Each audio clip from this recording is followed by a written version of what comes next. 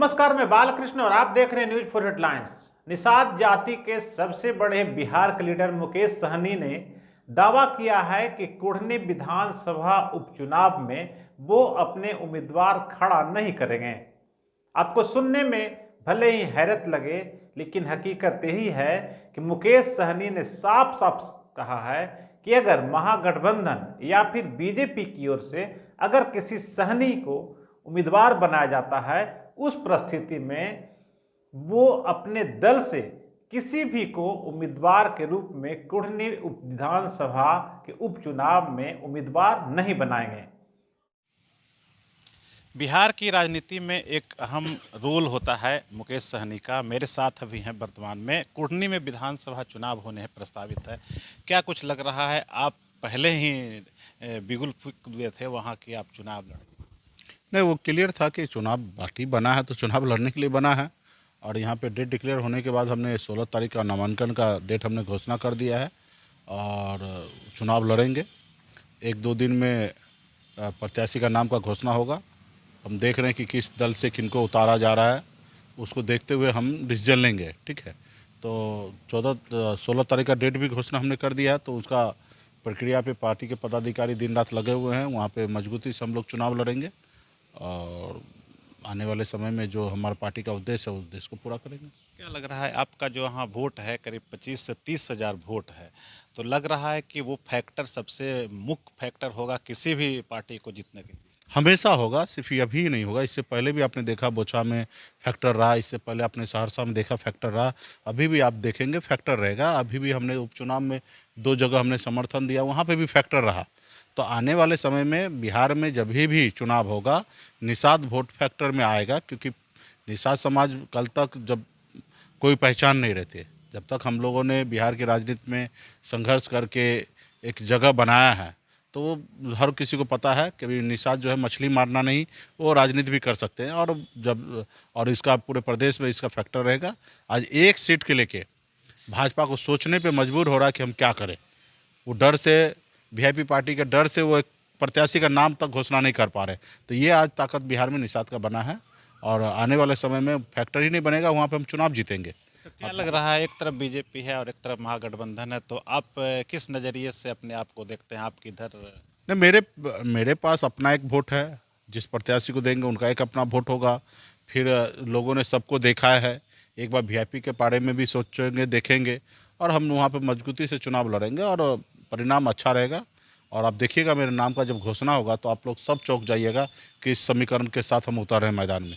कहा जा रहा है ये भी कि सहनी जो वोट है वो सिर्फ उसी कास्ट के उम्मीदवार होंगे तब ज़्यादा प्रभावी होगा। तो महागठबंधन भी सोच रही है सहनी को ही उतारने के लिए, बीजेपी भी सोच रही है सहनी को उतारने के लिए, तो आप क्या करेंगे उसका?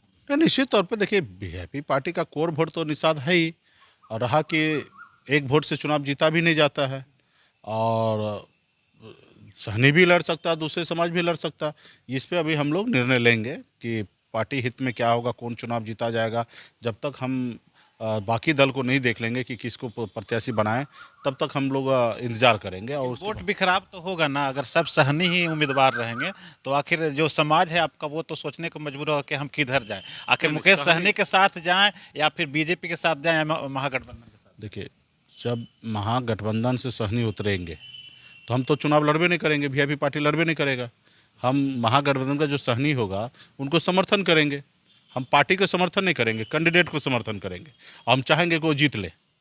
अगर वही तरीके से अगर बीजेपी में अगर मान लीजिए कोई सहनी कैंडिडेट बन जाता, उस हालत में भी वही करेंगे। हम चुनाव नहीं लड़ेंगे, हम चाहेंगे कि वो जीत ले सहनी। ठीक है, तो हम चुनाव तो जब हम लड़ेंगे तो फिर क्लियर है कि एक पार्टी है। अदर जगह तो हम तो महागठबंधन हो या एनडीए, वहाँ से सहनी लड़ेंगे तो हम उनको मदद जो करेंगे। सहनी को उम्मीदवार बना देगा आप उसके साथ चलेंगे? उनको मदद करेंगे, चाले नहीं जाएंगे, मदद कर देंगे। समाज के नाते इस पार्टी का उद्देश्य है समाज आगे बढ़े। समाज जहाँ आगे बढ़ सकता है तो वहाँ उसको हम बढ़ाएंगे। आज मैं भी जिस जगह पहुँचा हूँ तो मैं अपने दम पे थोड़े पहुँचा, हमें भी समाज ने लीडर माना, इसलिए आज इस जगह पे पहुँचे हैं। तो आज हमें वो लोगों ने इस जगह पे पहुँचाया। जिस रोज़ हमारे पास ताकत होगा वहाँ पे उनको पहुँचाने का, वहाँ पे उनको हम पहुँचाएंगे। तो यही उद्देश्य से पार्टी बना है। और इसके साथ साथ हम पूरे बिहार में जब हमें मौका मिलता तो हर जाति धर्म के लिए हम लोग काम करते। चुनाव में टिकट देने का भी टाइम में हर जाति धर्म को टिकट देते। तो अभी भी हम लोग हम खुद मानते हैं कि एक जाति से एक पार्टी नहीं चलता है। हाँ, लेकिन एक पार्टी जाति है जो इस पार्टी का कोर वोट है, और कोर वोट जब है तो जाहिर सी बात है उसका एक अपना वजूद है, वो अपना उसका ताकत है, और वो पार्टी का कर्ता धरता है। तो उसके लिए हमेशा सदाबहार पार्टी में निर्णय लिया जाएगा। अच्छा मुकेश जी, एक सबसे बड़ा मुद्दा इधर आ गया है आरक्षण को लेकर, और नीतीश जी भी इधर बयान दे दिए हैं। आप क्या सोच रहे हैं, आप क्या कर रहे हैं? नहीं, देखिए, वो आरक्षण को लेके जो बिहार में कोर्ट के द्वारा रोका गया और जो ट्रिपल टेस्ट की बात कर रहे हैं वो सरासर गलत है, और ये ऐसा नहीं होना चाहिए। आज हम लोगों को आगे बढ़ने के लिए हम आरक्षण का कोटा बढ़ाना चाह रहे थे। आज लोगों के द्वारा आरंगा लगा के आज कहीं ना कहीं हमें मजबूर कर रहा है कि आंदोलन करने के लिए, परेशान होने के लिए। जबकि जब तक भारतीय जनता पार्टी बिहार में नीतीश कुमार जी के साथ है तभी कभी किसी ने कोई रोक नहीं लगाया। जैसे वो सरकार से बाहर हुआ वैसे इस पर आरंगा लगा दिया। ये आरक्षण आज का थोड़े, बरसों से आरक्षण मिल रहा है। बिहार में 4-4 बार पंचायत चुनाव हो गया, 3 बार नगर निगम का चुनाव हो गया, ऐसे जगह पे नहीं रोका गया। महाराष्ट्र में चुनाव हुआ, गुजरात में चुनाव हुआ, वहाँ नहीं रोका गया, लेकिन यहाँ पे अति पिछड़ा को आरक्षण रोका गया। तो इसके लिए 14 तारीख से पूरे बिहार में हम लोग आंदोलन करने के लिए उतर रहे हैं। अलग अलग प्रखंड में अपने लोगों को समझाएंगे। इसके लिए कैमूर से हमारा कार्यक्रम 14 नवंबर से चालू होगा। पहला कार्यक्रम कैमूर में है, उसके बाद अलग अलग जिला में, अलग अलग प्रखंड में इसका कार्यक्रम करेंगे, अपने लोगों को समझाएंगे। क्योंकि भारतीय जनता पार्टी जब भी गरीब पिछड़ा के हक अधिकार की बात होता है, वो आगे बढ़ना चाहता, तो उसको इसी तरीके से अरंगा लगा के आरक्षण को ख़त्म करने के लिए, आरक्षण में रोड़ा डालने के लिए वो ऐसा षड्यंत्र रचते हैं। लेकिन उनका हम लोग आने वाले समय में जवाब देंगे।